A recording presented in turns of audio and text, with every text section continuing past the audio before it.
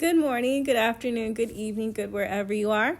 I'm your host, That Lit Astro Chick, the channel where we discuss the natal charts of writers, artists, and anyone that I find interesting.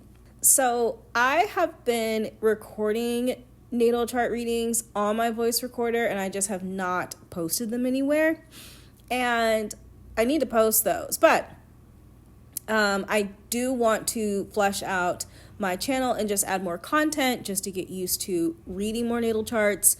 I'm hoping sometime in the future that I'll be able to offer those to anyone who's interested in receiving a reading. But I did want to go on and read the natal chart of a personality from a Dateline episode that I found to be really interesting. And her name, I believe, her legal name is Amanda Riley. And on the Dateline episode, she is dubbed as being Scamanda. If anyone has not seen this episode, it is based on a woman who lived in the Bay Area who had told her church community, as well as posting on her blog, about her battle with cancer. And from what I'm understanding from the episode so far, she was somebody who had received a lot of support from the church and community members, as well as financial donations, saying that she had cancer and she needed the money in order to pay her bills.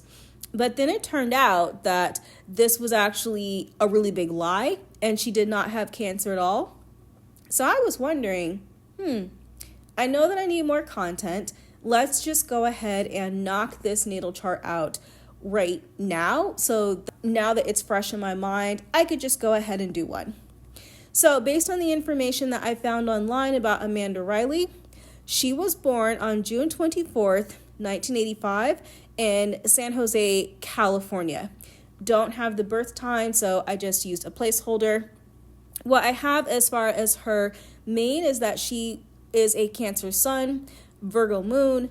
I do believe she was a Virgo moon, or I said she is a Virgo moon, based on some information that I'm going to go on and reveal later on. And she also has her North Node in Taurus and her Chiron in Gemini.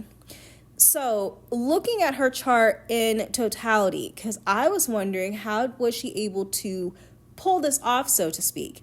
And what I've noticed is that she is a hardcore Cancer. So she has a Cancer stellium. She has her Sun, Mercury, and Mars. All of those are in Cancer. Now, Cancer in the zodiac, it deals with all matters that have to do with the fourth house. So these are things like homes, upbringings, childhood, motherhood, salty foods, thunderstorms. These are just the random ones that I can name. And she does have her Sun and her Mars, both conjunct in Cancer. Now, typically speaking, people who have a Sun-Mars conjunction, these are people that can tend to be very much in touch with their anger, and they also will, like I said, be very quick to anger, and they can also have a lot of issues in terms of the ways that they present themselves. And with this Sun-Mars conjunction, this most likely helped in terms of her having a very strong presence when it comes to being related to her illnesses, as well as with cancer. Well, because cancer, the disease Cancer, was actually named after the astrology sign Cancer.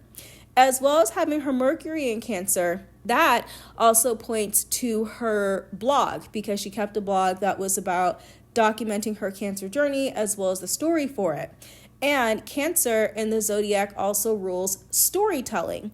So she pulled in a lot of support with having hashtag Team Amanda, with the photo promos that she had, especially with the fight song with her family, that they're all perfectly coordinated and running along on the beach. Now, I'm looking at this, and even though I know the story behind what happened with Amanda, because I'm obviously watching the episode, the question that I had for her was actually, how on earth do you have this type of energy?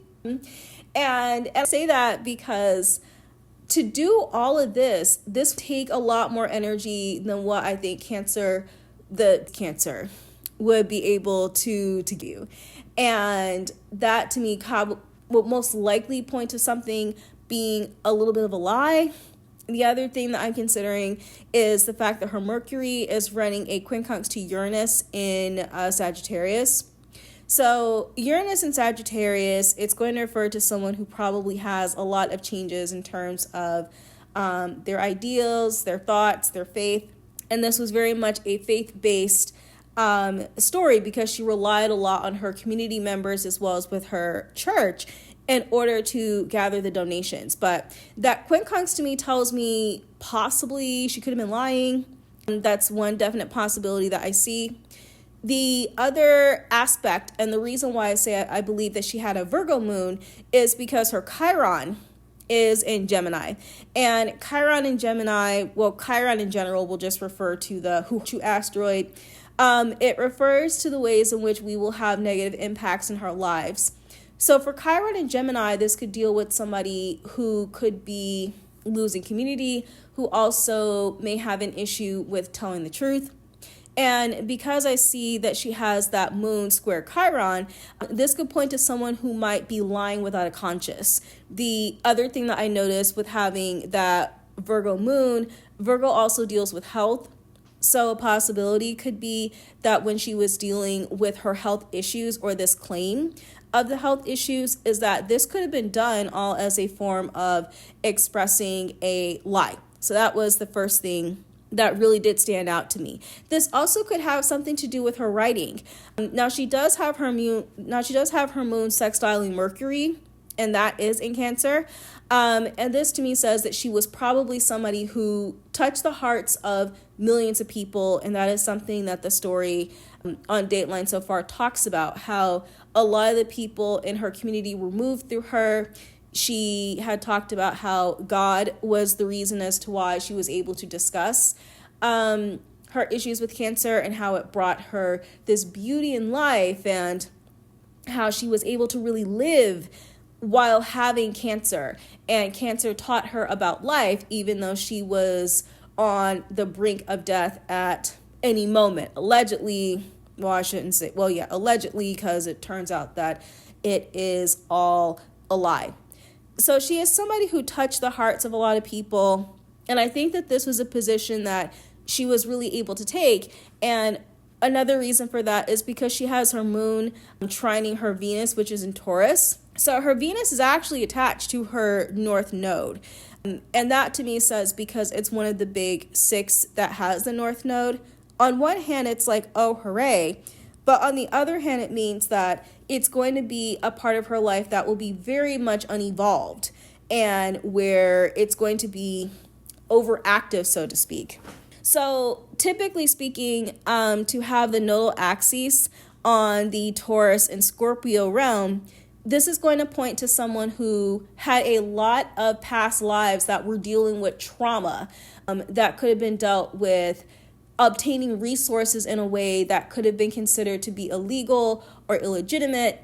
And I say that because Scorpio deals with all elements of the underground, whereas to have Taurus on the North Node means that you are somebody who in this lifetime is supposed to learn how to embrace legitimacy, meaning that in this lifetime she was meant to very, very much be a square. And Venus is at its home when in Taurus. So that's a good thing. However, because Taurus is a very slow moving energy, it deals with the accumulation of wealth, typically speaking, done by one's own hands. And because it's a fixed sign, it can be kind of lazy and force other people to move around it. That this will be something where she will deal with this, particularly when it comes to her self-esteem and how she sees herself, as well as obtaining resources through a legitimate manner. However, because of that slow-moving process, it's going to take her a while to master this. So to see her Venus attached to her North Node, and her North Node is in retrograde, that to me says she is going to take a very long time in this lifetime with learning how to master it. So I know that she had said in the episode, oh, like God cured my cancer. Not God cured my cancer, but she had this new appreciation for God through her cancer And she has a lot of elements in her story that kind of turn very quickly. So first she has cancer, then she goes in soft remission, then she gets cancer again, then she gets pregnant. And granted, I know very, very about cancer. So like my father passed away from cancer. But I can say that I don't really believe that somebody would become pregnant while they were undergoing chemotherapy and radiation. But I'm not a doctor. I don't know anything. It didn't seem plausible to me. It didn't really seem plausible to me. So this is going to be a lesson that's going to take her a long time to learn. And in fact, I would say that she most likely should have learned this in a previous lifetime, because her south node is attached to her Saturn, which is at that 22nd degree of Scorpio. Now, I have talked about this before with my Percival Everett natal chart. When it comes to anything at the 22nd degree, this can deal with having situations that are really unusual. So either you have to select what you want, or you have to select what the other person wants. I would say in those situations, just go with what you want, because you'll most likely be more satisfied with this. However, because her south node is attached to her Saturn, it could mean that she could have come from previous lifetimes to where this was an ongoing problem. So she didn't quite get the lesson this time. She didn't quite understand the assignment, so to speak. And in this lifetime, she might be able to master that a little bit more, because she's going to be diving right deep into the underbelly of what the issue is. Another interesting aspect of her chart is that her sun is in opposition to her Neptune, which is in Capricorn. So Rabina had a really lovely video about this. All of Rabina's videos are lovely, that discuss the Sun-Neptune opposition. And usually this opposition is going to manifest in needing to be saved at some point, in needing to be rescued at some point, because to have this opposition, it means that your physical self is going to be put in danger in some way. This could point to somebody who could be very glamorous, could have a very public facing persona. And I did see that throughout the series when it came to the photo ops that she had, the blog that she wrote, as well as her making the stand in church. And because Neptune can deal with religious organizations, this could deal with why she was able to get up into the church. And they had something called like a love healing, where she told everybody, I'm dealing with this, and, I can't work, and I had medical bills, and a lot of people just got on stage and just, threw her $1. And it was the first time at this mega church that they had allowed something like this to happen. And I would say that that could deal with that Sun-Neptune opposition, as well as the Mars-Neptune opposition too, because she does have Sun-Mars conjunction. So this could deal with her being a scammer, and perhaps in addition with that Scorpio South Node actually being really good at it, but going about it in a way where it's going to be sneaky, it's going to be underhanded, it's most likely going to present a situation where she will be hated on by a lot of people due to this particular scam. But I will say that opposition leans towards how she could possibly be really good at this and why she was able to fool so many people for so long. I also want to add that when it comes to that Mars-Neptune opposition, this could also deal with her partner, or I should say with her husband, because the series or the episode opens up by saying that she had this really loving husband and that he would do all of these loving, kind things for her. And he most likely did. It also could have been had more of an impact in the home. And I also want to say that Mars is fallen when it's in Cancer. So this could deal with somebody where they might face a lot of like DV situations where they'll have a lot of issues when it comes to their home.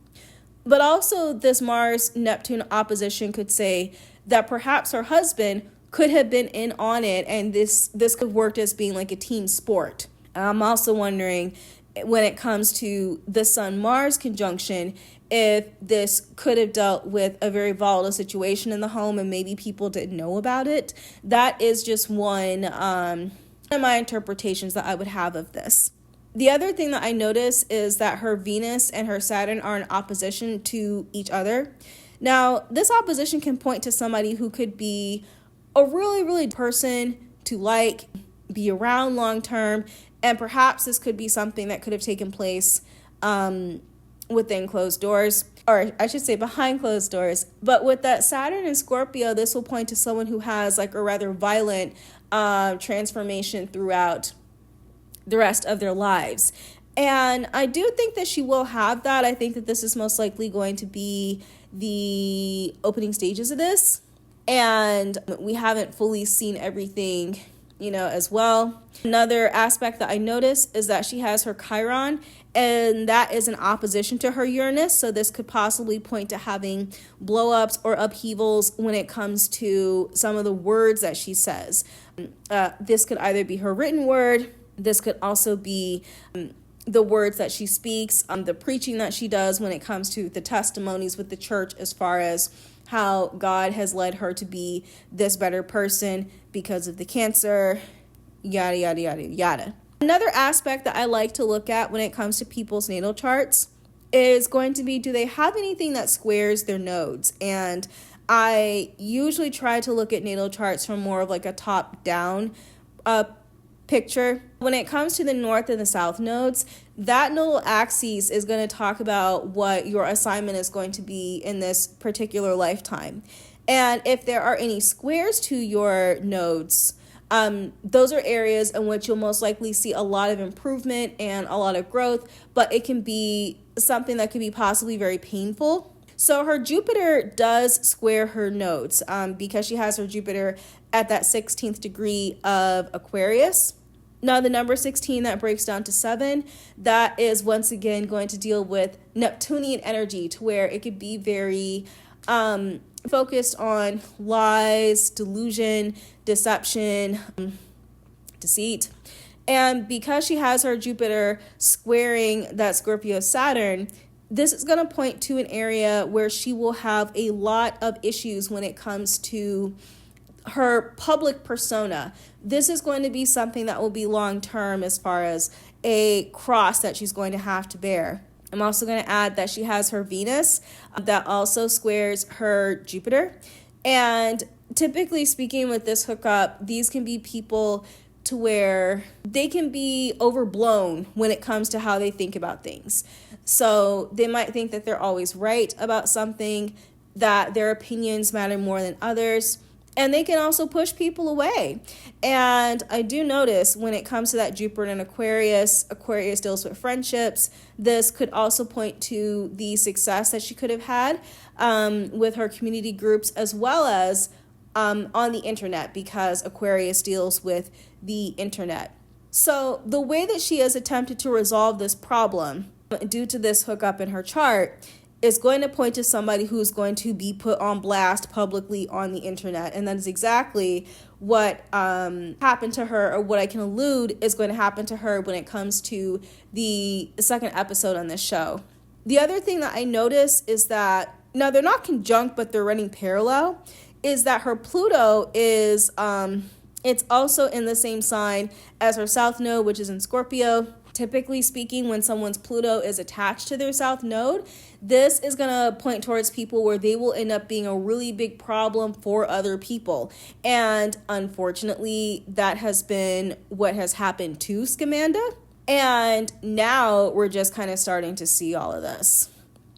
I am kind of interested in what the second episode is going to have. I'm not even sure if I'll have a Hulu account at that point, because I did unsubscribe from accounts that I don't really use that often. But I am kind of curious as to what's going to happen when it comes to more positive aspects of the chart. I do think that it's good that her Sun and her Pluto, those trine, this could point to possibly having really good partnerships with men, as well as a partnership that's going to be conducive to her because of that trine. So I do think that that's good. The other thing I would notice is that her Jupiter sextiles her Uranus. So this could possibly point to maybe having off of this for very, very low, or like for very cheap, but it will mean that there will be some way that she will think very quickly on her feet when it comes to these ideas that could kind of help her escape. But I think that that is kind of all that I really wanted to say about the chart. I don't want to make this video way too long, but I did just want to talk about some aspects that I saw in the chart. So I'm trying to make these videos a little bit shorter, so this is where I think I'm going to wrap up. So this now concludes my natal chart reading of Amanda Riley, aka Scamanda. Please feel free to like, comment, and subscribe, and I'll catch you in the next video.